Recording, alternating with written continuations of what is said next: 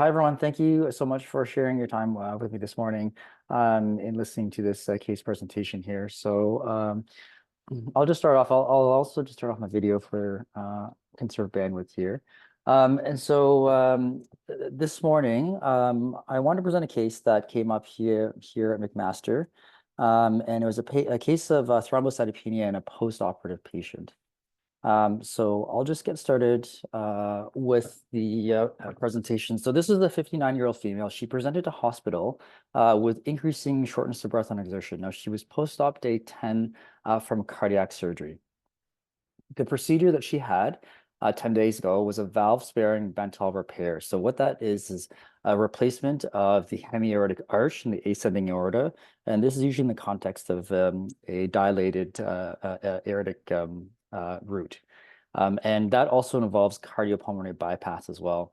But in summary, the procedure itself was fine. There are no complications. The bypass time was 139 minutes, so it wasn't prolonged. Prolonged is usually if it's greater than 180 minutes. They used heparin 40,000 units and then reversed that with protamine 400 milligrams. They did have hemostasis by the end of the OR. And then in terms of other sort of blood-related products, the patient was given 3.5 grams of TXA, 2 units of platelets, and then 4 grams of fibrinogen concentrate. But overall, nothing unusual here for that type of procedure.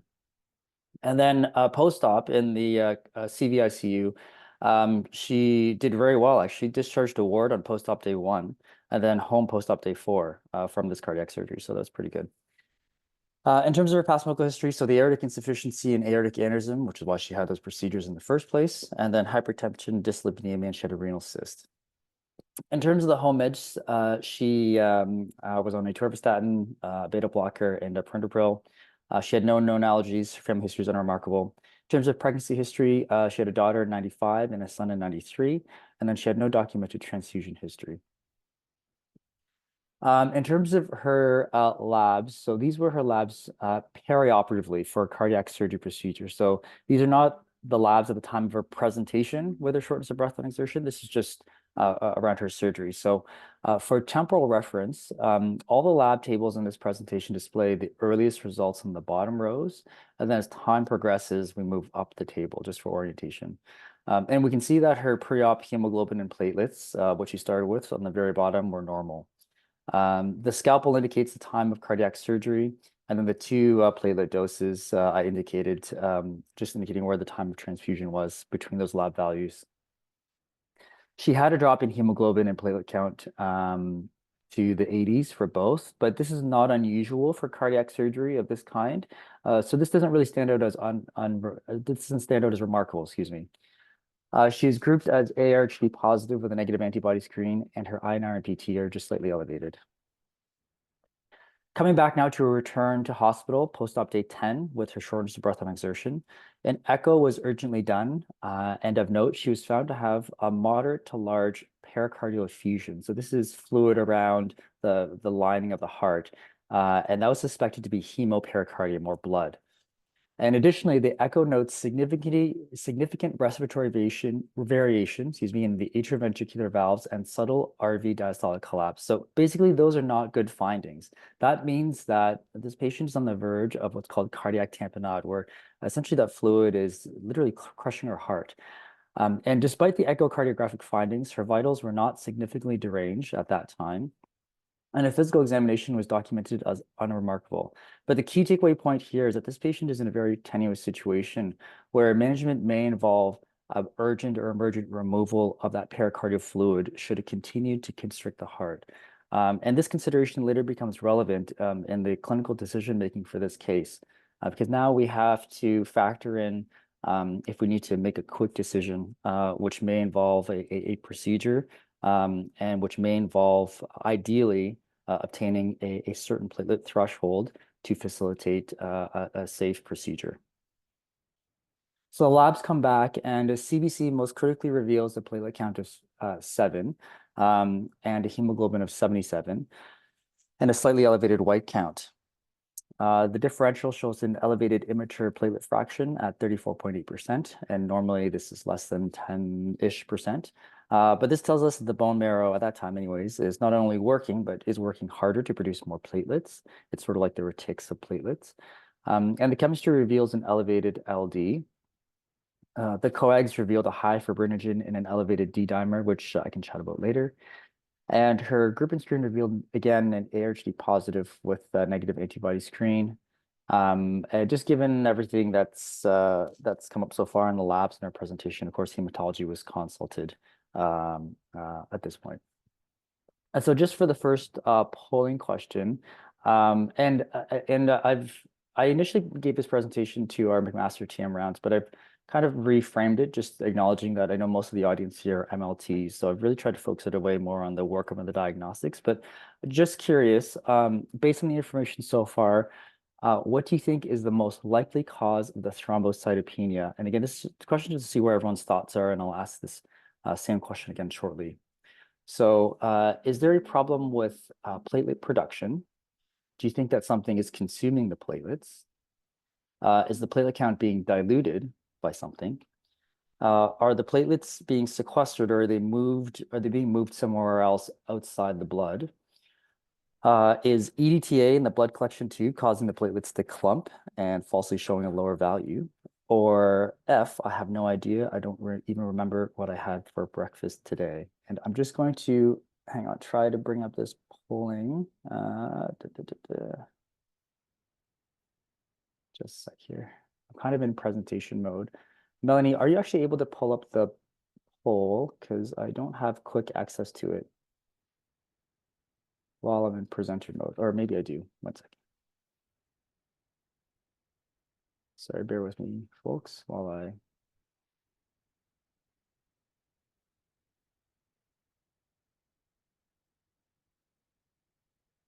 think what I might have to do is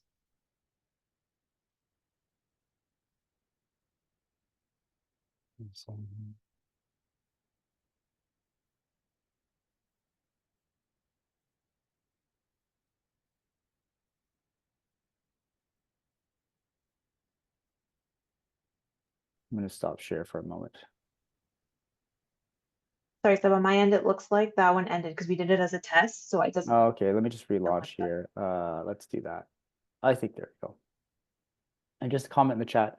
I don't see option platelet destruction, which means platelets are being destroyed by the antibodies. This is different from platelet consumption. Yes, I think Dr. Workington, great point. I think for the purpose of this question, which I kind of try to make broad and general, just for the audience, I would include that under sort of consumption by destruction.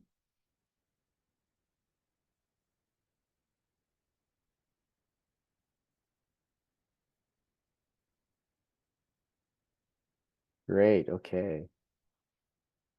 We can't see it, the answers. Yeah, so it's polling now. What I'll do is I'll end the poll and then I'll share the results. And we can see, everyone can see that, right? So I think most people here are leaning towards B for platelet consumption. Okay, that's excellent. So I'll stop sharing and then I'll come back to here.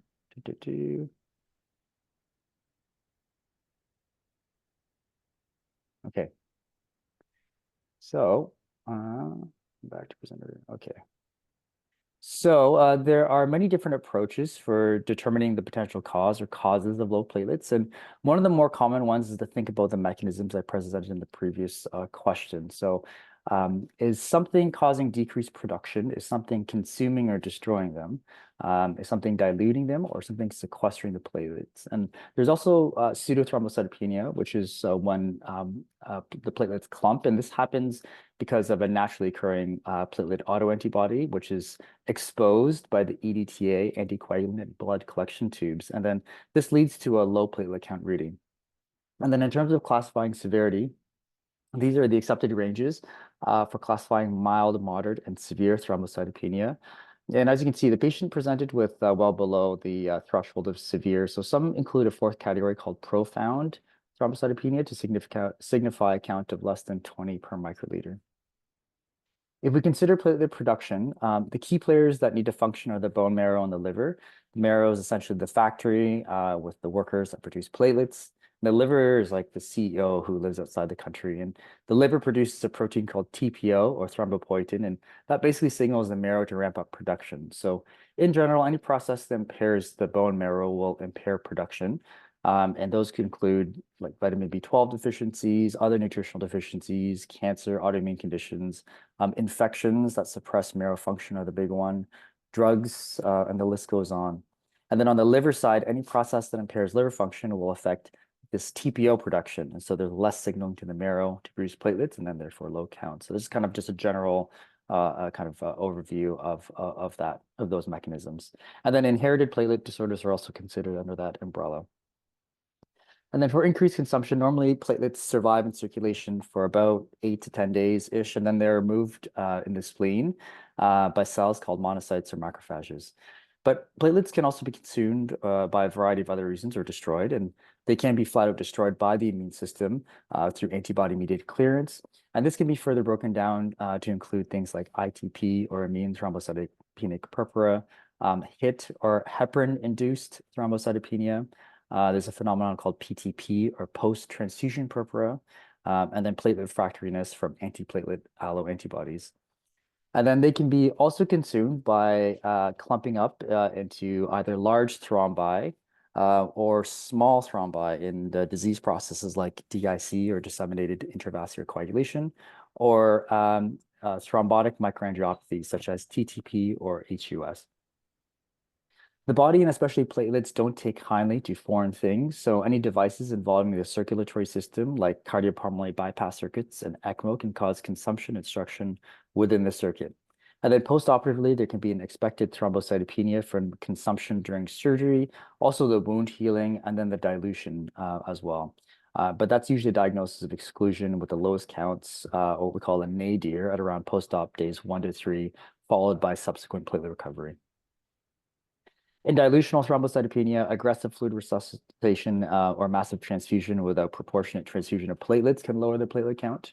And then in pregnancy, you have something called gestational thrombocytopenia, and that's normal. It's a normal physiologic change, which involves expansion of the plasma volume. But this is usually almost always mild and resolves after delivery.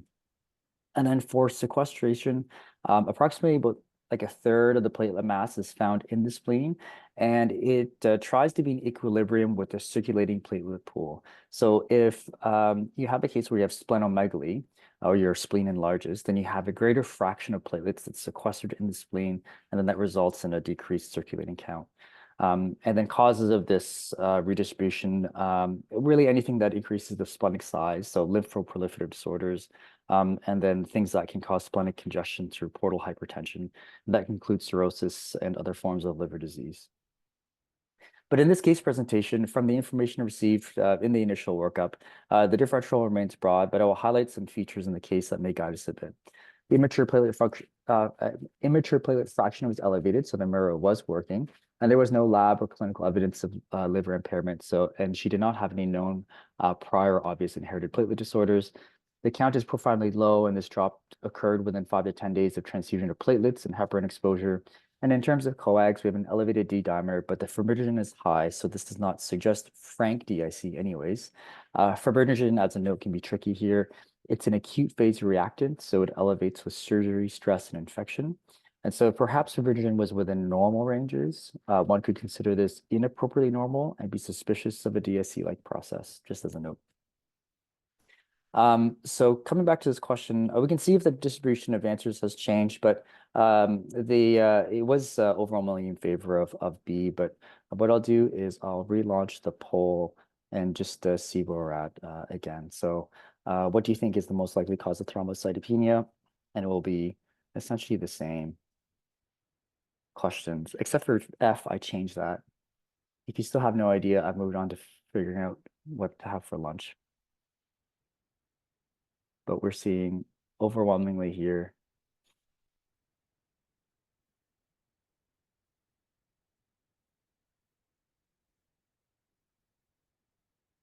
And I guess I should point out the most likely answer, because often there are multiple processes that are occurring simultaneously. But here we can see that a lot more now leaning towards B, so that's great. So given the information thus far, the top of the differential was a consumptive disorder with HIT, drug-induced ITP, PTP, and TTP. And what is challenging with this particular set of differentials is that the management of some of these conditions will worsen others. And on top of that, some of the diagnostic testing for these conditions take time. So it is much more important to follow these cases closely and reassess information as it comes in to narrow this down. And so for the majority of the audience who are MLTs, such diagnostic challenges may highlight why the clinical side may order certain tests in a particular manner or priority, or why the clinical side may be constantly pestering you for a particular result. And the reason is that some cases, such as this one, can be quite dynamic and very time sensitive. Back to the case, the patient was deemed stable despite the pericardial effusion, and she had no symptoms or hemodynamic compromise, which is good. This was really a saving grace because there was at least some time to just slow down the brakes a little bit to start a workup. So she was admitted to the CCU, of course, for close observation. To summarize her anticoagulation history thus far, she had heparin intra-op and dalteparin on post-op state 2 to 3 for DVT prophylaxis. And then for pertinent negatives on physical examination, she had no petechiae, no purpura, the liver and spleen were not enlarged, there was no fever, and there were no evident clots. And so after seeing this patient in consultation, the hematology team wondered if this could be HIT. And so what is HIT? Just to summarize, after exposure to heparin, patients can develop an autoantibody that is directed against something called platelet factor 4 in complex with heparin. And this essentially activates platelets and consumes them while creating catastrophic clots, more so in the venous and arterial system. And the mortality rate untreated can be quite high, as high as 20%. There's a HIT assay that can be sent, and this was sent. However, the problem is that this can take around a week to come back. General treatment principles for HIT include avoiding any further heparinoids, as was advised in this case, but also patients need to have ongoing anticoagulation, and that is to prevent life-threatening thromboses despite low platelet counts. And this highlights one of the many challenges of this case. In a patient who has profoundly low platelets and who is actively bleeding into her pericardium, which is literally crushing her heart, do we proceed and anticoagulate her further? Is this HIT? Now, at this point, we have no HIT assay, and she has no evidence of clots elsewhere in her body. We're fortunate that we have Dr. Workington in the audience today, who is essentially the world expert on this phenomenon. Looking at this possibility of HIT specifically, the timing does fit with heparinoids. This was about 10 days from intraoperative heparin and 7 to 8 days from post-op dalteparin. Again, there were no identified thromboses and there was no frank TIC. The platelets are lower than expected for HIT. The thrombocytopenia in HIT is usually moderate and the nadir is rarely less than 20, but it's still a possibility. There is a scoring system called the 4T score, which is a tool to assess the probability of HIT. And it factors in the platelet count, the timing of the platelet count fall, whether or not there's thromboses, and if other causes of thrombocytopenia are being considered. And so here the platelet nadir was 7, so that is 0 points. The timing was within 5 to 10 days, so 2 points. There were no clinical signs of thrombosis, so that's 0. And other causes of thrombocytopenia were being considered, so that's a 1. And that equals 3, which according to this specific tool here corresponds to a low probability estimate of HIT. So at least here we have something to help navigate us through this undifferentiated and challenging case at this time. Very relevant to this case is this paper that was published by Dr. Workington in the Journal of Thrombosis and Hemostasis in 2022. This was a retrospective cohort study of 129 patients looking at various temporal presentations of HIT following cardiac surgery, as well as the characterization of this clinical picture of HIT in this surgical population. So it does apply to this patient quite nicely. And what he found was that the typical progression of platelet counts and HIT in this cardiac surgery population followed this pattern. So we have an initial drop during surgery as indicated in the red arrow. And then we have a post-op thrombocytopenia from the surgery, as well as hemodilution, producing a first nadir at post-op day 2. And then the onset of HIT at post-op day 6, as indicated by the blue arrow, with a second nadir at post-op day 8. And around a count of 51 in this group of patients. And then here I've overlaid the counts from this case presentation to show that the initial course was not too far off, but that the post-op day 10 count was significantly lower than the observed pattern in this group of patients. This is a busy slide of figures, but I just wanted to highlight that in the top left figure, the platelet nadir in these HIT cases did go as low as 2. So as I mentioned earlier, it's not typical to have such low counts, but it is possible. And then in the bottom right graph, here we have the y-axis that represents the number of patients, and the x-axis represents the platelet count nadirs. And then here within the bars themselves, if you look in the bars, you have dark gray shading, and that dark gray shading indicates the proportion of those patients who had thromboses. So if you look at the bar on the far left, in cases where the platelet count was less than 10, the entire bar is gray, so all had thromboses. So presumably the platelet count was being so consumed that it was causing thrombosis elsewhere in the body. And in cases where the platelet count was between 10 and 19 on the next bar over, most of that bar is shaded gray, so most had thromboses. And so this is unlike the patient in this case, at least from with the information that we've gathered so far from our clinical presentation. So the patient doesn't quite fit this group of patients perfectly, but of course, not all patients are textbook, which is the wonderful challenge of medicine. And so after careful consideration of all the risks and diagnostic probabilities, the hematology team decided to hold off on anticoagulation for now. And again, remember, one of the main treatments of HIT is to anticoagulate patient in some way so they don't catastrophically clot. But because of the uncertain probability and the risk of further bleeding, it was deemed perhaps too risky of a choice at this time. The hematology team also considered the possibility of post-transfusion purpura. And so briefly, PTP is when someone is transfused a blood product and is exposed to human platelet antigen, or HPA, that the patient lacks. And then this causes destruction of not only the transfusion to the transfused platelets, but also the patient's own platelets through a bystander mechanism. So it's very catastrophic. And it's sort of like the hyperhemolysis of platelets, and it's considered to be exceedingly rare. And so the timing from transfusion to platelets introp fits within the typical 5 to 10 day onset. The degree of thrombocytopenia is also consistent with what is seen in PTP.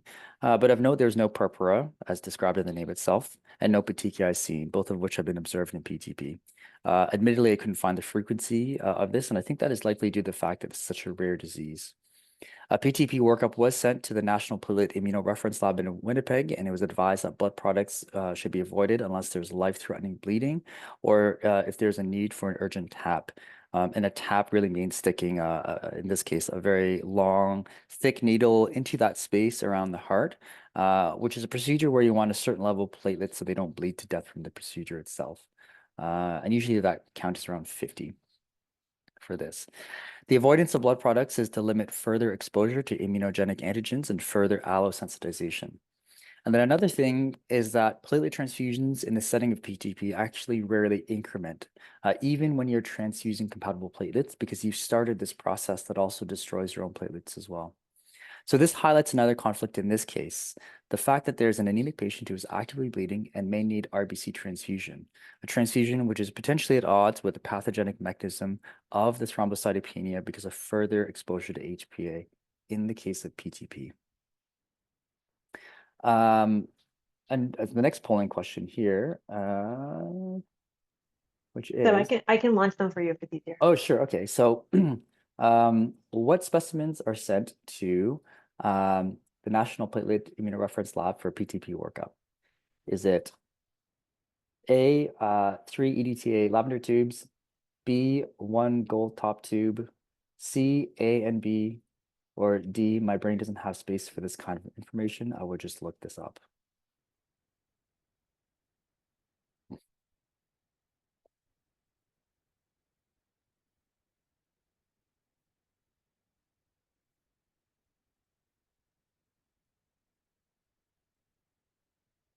Okay, yeah. So the answer actually is A and B, so that's wonderful. I'll come back to that in a moment. So the hematology team then considered drug-induced immune thrombocytopenia as a possibility. So this usually starts 5 to 10 days after exposure to an offending medication.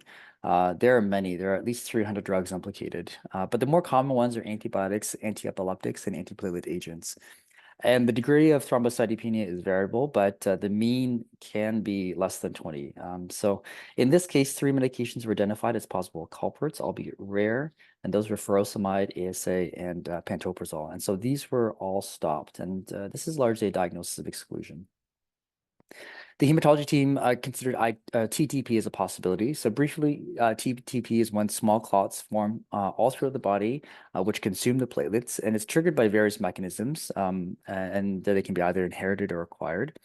There's a particular enzyme that's involved called ADAMTS13 that normally functions to slice and dice clotting proteins. But when this is disturbed, the body's clotting pathways go haywire. So in TTP, the degree of thrombocytopenia is consistent with counts pretty low as usual, usually less than 30. The LDH was high as would be expected. However, it didn't quite fit the picture in that the bilirubin was normal and markers of hemolysis were negative, again, which is not typical for TTP. And then one of the more pertinent negatives was the absence of schistocytes on the smear. There is a scoring system called the plasmic score for estimating the likelihood of deficiency of this ADAMTS13 enzyme. And schistocytes is actually a predicate for using this score. And in terms of the physical exam, there were no petechiae, bruising, or hematuria, which can be clinical findings. And so for these reasons, TTP was perhaps considered lower on the differential. But given that this is almost always fatal if not appropriately treated, it still remained on the list until excluded. So I brought up some of the diagnostic and treatment challenges of this case and how the early management of one differential can be a detriment to another. The hematology team required some clinical agility to navigate these conflicts in these early days of the patient's admission, and her clinical stability certainly helped with providing some time to gather information. So at this point, IVIG was initiated early empirically, and this is to temporize HIT, PTP, and drug-induced ITP. On post-admission day 2, the hemoglobin dropped from 77 to 63. The patient had no chest pain and no worsening dyspnea and remained hemodynamically stable. Her platelet count increased slightly from 6 to 13 after the first IVIG dose, so not a dazzling improvement, but something to note is that in cases of PTP, most patients, about 90% in fact, respond after the second dose of IVIG. The patient otherwise had no new bruises, petechiae, purpura, or obvious thromboses.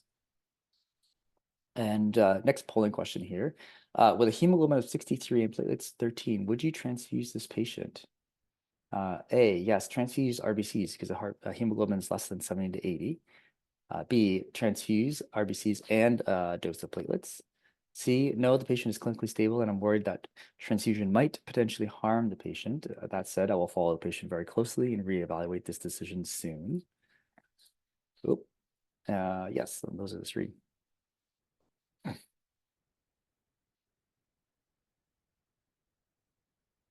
Okay, great. And so there's really no like single correct answer here, and it really depends on your clinical judgment. But what I've highlighted here is what the hematology team decided in this case, and so it's just they decided that at this point, despite a low hemoglobin of 63 below the magic threshold numbers of 70 to 80, that she was stable, and just given all the other competing issues that they were going to follow the patient very closely and see how she does. And so the thought was for holding off on the transfusion is if this was PTP, let's give the patient that second dose of IVIG and see if she responds, as most patients should. And even though it's her hemoglobin's below established transfusion thresholds, she's stable. And we don't always just treat numbers, we consider the patient and the entire clinical context as a whole. So in the meantime, though, 4 units of washed RBCs were preemptively ordered stat from CBS to have on hand in case she does become unstable and need transfusion. Next polling question. Does your laboratory have the capability to manually wash RBCs? A, yes, B, no, or C, I don't know.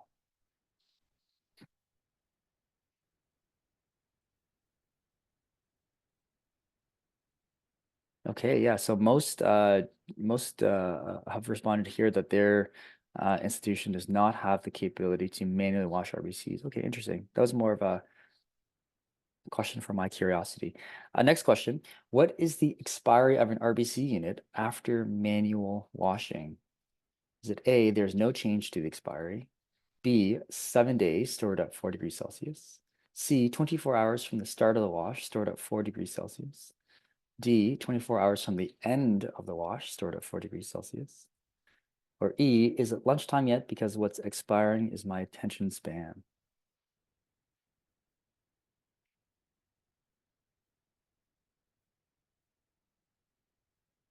Okay, almost split here. No one answered E, so that's nice. The correct answer is actually C, 24 hours from the start of the wash, stored at 4 degrees Celsius. So we'll just go on a side note on RBC washing for those who are not familiar. There are many indications for washed RBCs, one of which is the removal platelets that contain an offending HPA in cases of PTP. That was the thought here. The RBC units in this case were requested from CBS. And at CBS, washing is done by automated methods. So automated methods employ a closed system wash procedure, so it's considered sterile. It uses about 2 liters of saline, and then units are resuspended in 100 mils of SAG-M. And under automated methods with that SAG-M, it allows for storage for 7 days post-wash. But washing can also be done by manual methods, which some tertiary care hospitals can perform if licensed to do so. And here at Hamilton Health Sciences, we have that capability. And this is considered an open and not closed procedure, so non-sterile, and there's no SAG-M added. So this sets the expiry of these units to 24 hours from the start of the wash. And per the Canadian Standards Association, washed RBCs must retain at least 75% of their red cells from the original amount and have a hematocrit of less than 0.8. Back to the case on post-admission day 3, the hemoglobin drops further from 63 to 55, so that's not great. But the patient continued to remain clinically stable. The platelets, unfortunately, they did jump up a little bit, but now they dropped again from 13 to 5 after that second dose of IVIG. The films were reviewed once more. There were few visible platelets, no spherocytes, no fragments, no blasts, lots of retics, and some nucleated reds and left-shifted granulocytes. And at this point, the hematology team decided to transfuse a unit of washed RBCs that were now available from CBS. Despite the low platelets, her D-dimer remained high and she wasn't bleeding anywhere else besides her heart. So that suggested that coagulation was still active and she was pro-hemostatic. So for this reason, it was decided to continue holding off on platelets.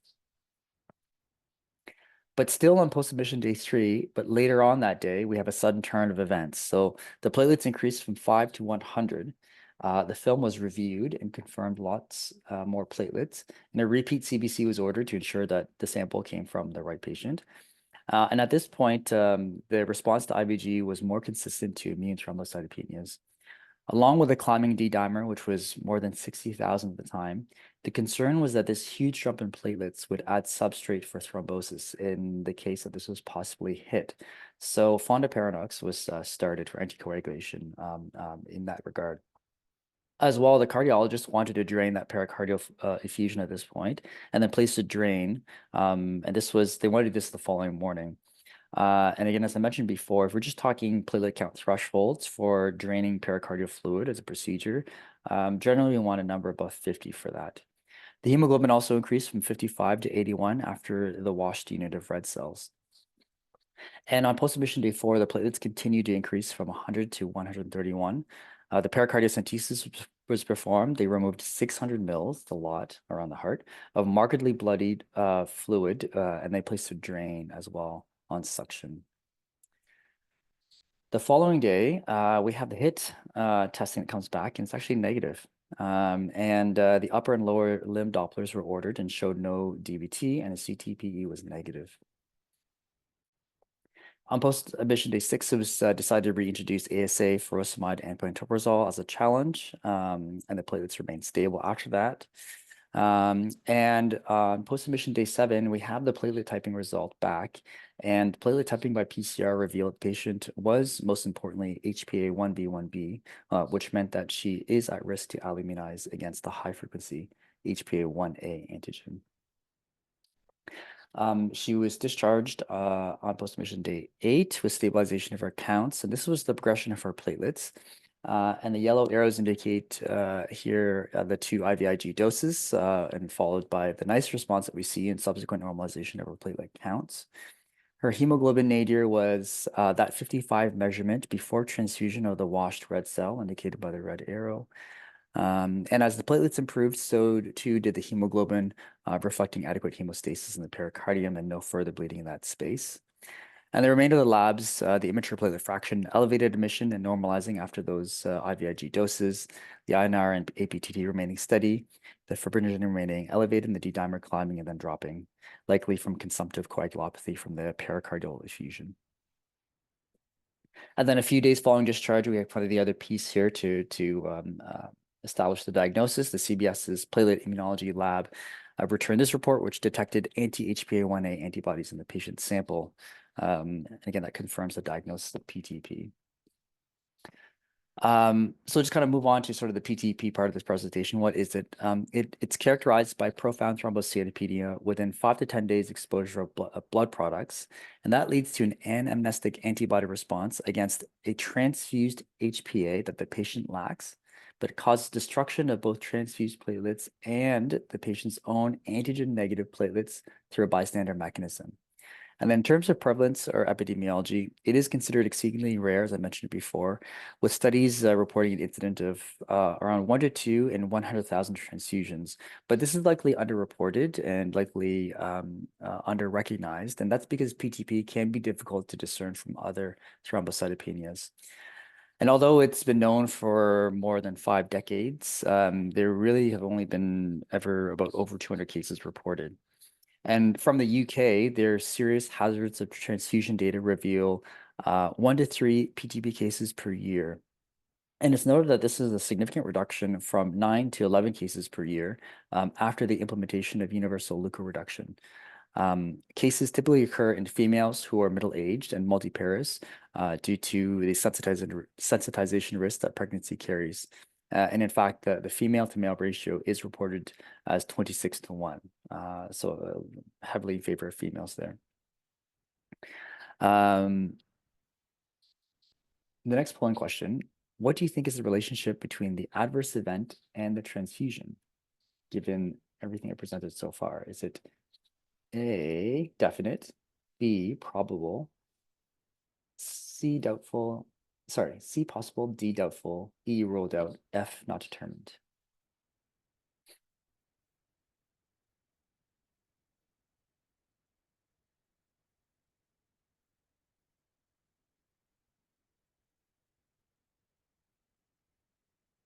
Oh, interesting. Okay, yeah. So most voted probable. In this case, the team had I forgot to mention not applicable, had indicated definite, and that was because of the demonstration of the anti-HPA antibodies in this HPA-1b patient, and the fact that it fits so nicely with the PTP presentation. How would you grade the severity of this adverse event? A, grade 1, non-severe, 2, severe, 3, life-threatening, D, not determined, E, not applicable.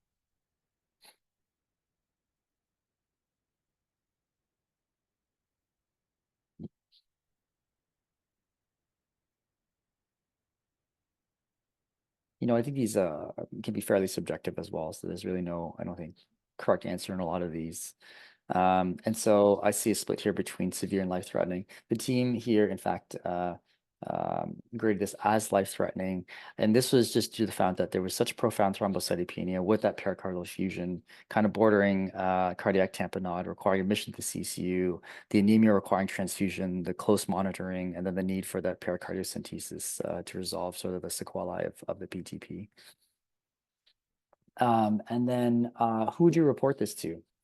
A, CBS, B, Health Canada, T, TTISS, D, the blood product manufacturer for plasma protein products, E, ANC, or F, no reporting required.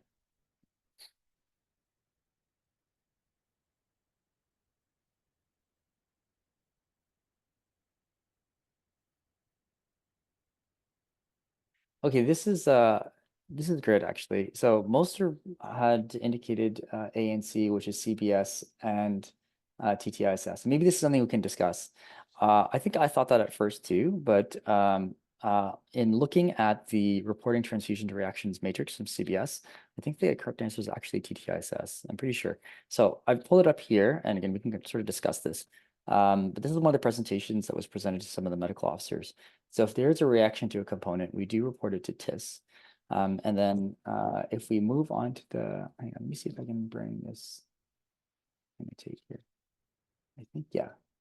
So we do report it to TISS. And then the first question we ask here is this reaction serious and or unexpected? It's pretty generalized, but we can answer yes to that, of course.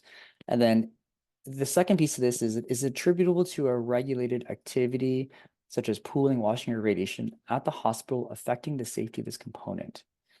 If it's yes, then there's a mandatory report to Health Canada.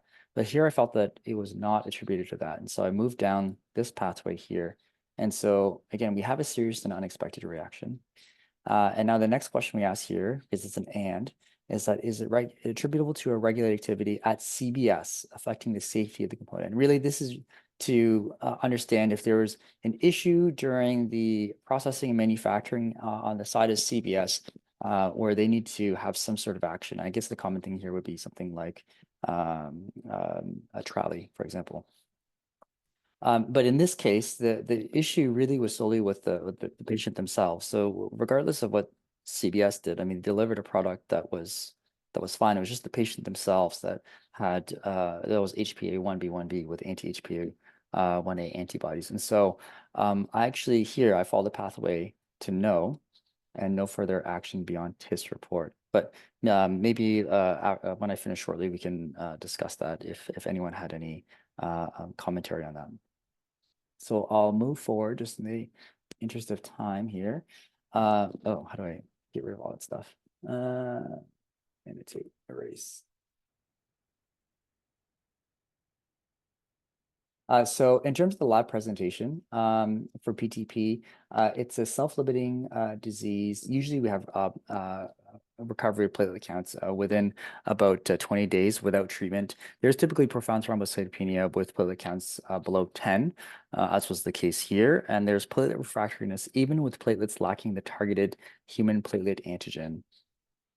And in terms of clinical presentation, symptoms typically occur in the same time frame as the thrombocytopenia. And then you get bleeding with common sites being mucous membranes, the GI tract, the urinary tract. And you can have intracranial hemorrhage, which occurs in severe cases. And of course, that can lead to death as well. And patients can present with fever and chills. On physical exam, they may have petechiae, purpura. Coming back to the patient in this case, she was only documented to have the hemopericardium as a site of bleeding with none of these other clinical manifestations, even during her hospitalization. And then with regards to the pathogenic mechanism, it appears to result from a robust platelet-specific immune response in patients who have previously had sensitization to platelet antigens via pregnancy or transfusion. This patient had no known transfusion history, but did have 2 pregnancies in the 90s. The mechanism is not fully understood, but 3 theories exist. The first theory proposes that immune complexes are formed from transfused HPA, and most commonly here it's HPA-1a.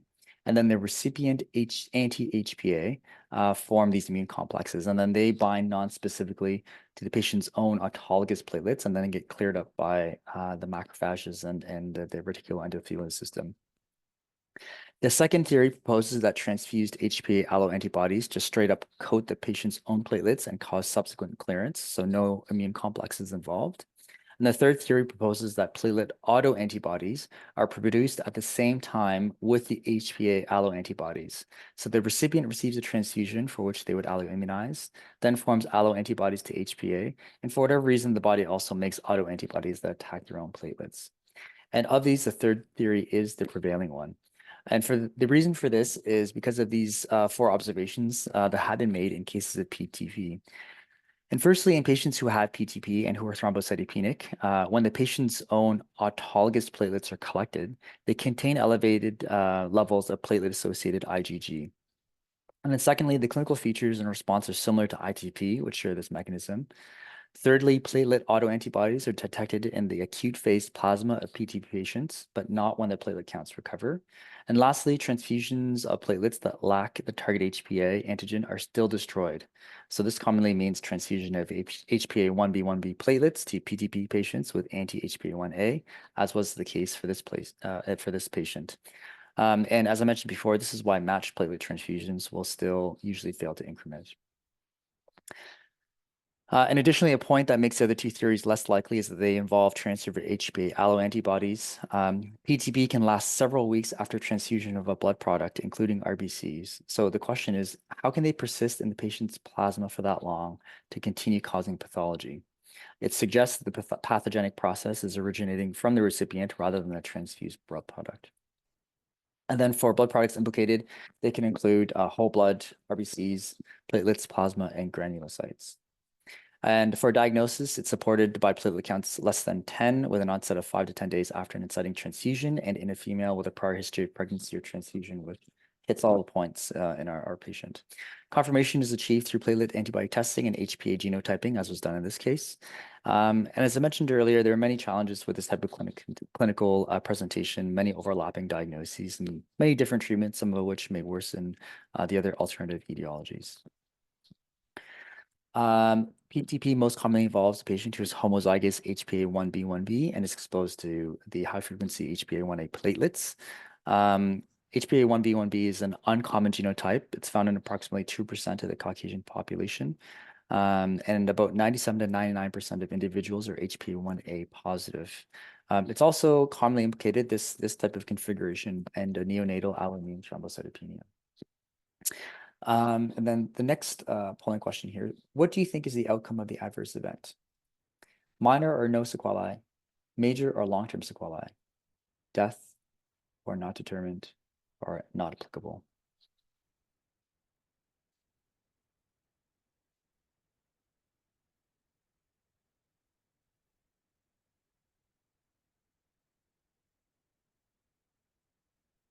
Okay, so nice spread here actually between A and B, which is great because it's a good stimulus for discussion. Here, the thought was that it was reported as major long-term sequelae, and that was because in this case, it was felt that the development of an antibody to a high-frequency antigen was long-term sequelae, which I think is actually under one of the sort of examples under the TTISS manual for reporting outcomes of adverse events. So we kind of fit it under that category. I'm kind of aware of the time, so I'll just try to move through this quickly here. This is more a lab stuff here, but platelet antibody testing can be done by indirect and direct methods. And the terminology here is similar in red cells, where indirect methods detect antibodies, in this case, platelet antibodies in serum, and then direct methods detecting antibodies in the patient's platelet, excuse me. In terms of testing methods, one approach is to do glycoprotein-specific antigen capture assay by ELISA, also known as ACE. And these can perform both indirect and direct testing. And this involves a microtiter plate with platelet antigens of known specificity fixed to the plate, or through use of monoclonal antibodies. Then you add the patient's serum and the corresponding antibodies bind to target antigens. And then a second enzyme-linked anti-human antibody is then added for detection. And then another method is the platelet antibody bead array, or PABA, with a Luminex platform. And here, fluorescent magnetic beads coated with glycoprotein-specific monoclonal antibodies are incubated with the patient's serum. And then the HPA antibodies are then detected with fluorophore-labeled anti-human IgG by flow cytometry. And in this case presentation, the Luminex platform was employed by CBS. To date, there are 41 known human platelet antigens on 6 different platelet glycoproteins. And the human platelet antigens on these glycoproteins are numbered in order of their discovery, with high frequency antigens designated as A and lower frequency as B. 12 are clustered in 6 biallelic groups, HPAs 1 through 5 and 15, and antibodies against all of these have been detected in sera of PTP patients. And then for HPA genotyping, this is usually performed by PCR, SSP, or polymerase chain reaction using sequence-specific primers. Next generation sequencing is also possible, though of course this carries a higher cost and time, and so less frequently performed. And then this is CBS's PTP investigation form, which describes specimen handling considerations. And here it involves the 3 EDTA lavender tubes and 1 gold top SST serum tube, as I mentioned earlier. The remainder of this section pertains to the usual requirements for identifiers.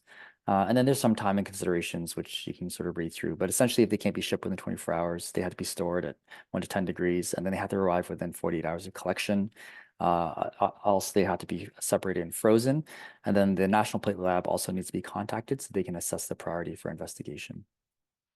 Perhaps just really quickly for the management, IVIG is usually the treatment that's favored. Corticosteroids can also be given, but the effectiveness is not proven. And then you can also do plasma exchange for these patients. Again, in the interest of time, I think I'll just push past this one. RBC units can be washed to essentially remove contaminating platelets, as was done in this case. This can be searched up. It's part of the Prof Edu online section for PTP, and they have a treatment algorithm here, which involves corticosteroids and consideration of PLEX. And then in terms of future management, recurrence of PTP is reported as uncommon, but patients should still ideally receive HPA-compatible products. And then for RBCs, autologous or washed products are also options. And for any future pregnancies, there's an increased risk of NATE due to sensitization. And those are the references. And I apologize, I think I went a little bit over time than I expected, but I'd be happy to kind of open the floor to any discussion points. I think there's also going to be an evaluation that's sent out. If you could fill it out just to know if I can improve this in any way for this type of audience. Thank you.